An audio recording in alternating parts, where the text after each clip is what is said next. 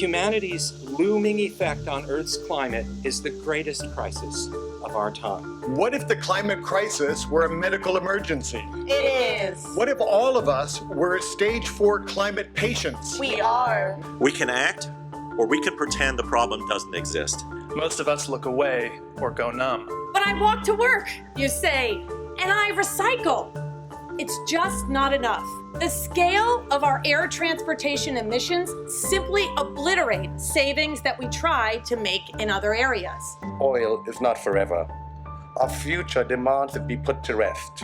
When I grew up in Maine, the ocean water took our breath away, but this summer, we could swim for nearly an hour before our feet grew numb. Severe winters, especially those with snow, can result in massive livestock deaths. Racial climate change involves a commitment to democratic spatial relations. Governments must craft ambitious goals far beyond what we know how to do. We need corporate political responsibility in the face of climate destruction. Chemists and engineers and other scientists are working together to find ways to make the chemicals and fuels that we currently get from oil from more sustainable sources. What role will Penn play? We've been good at avoiding hard choices for a long time, but it's not sustainable. Come on, Penn! This is an emergency!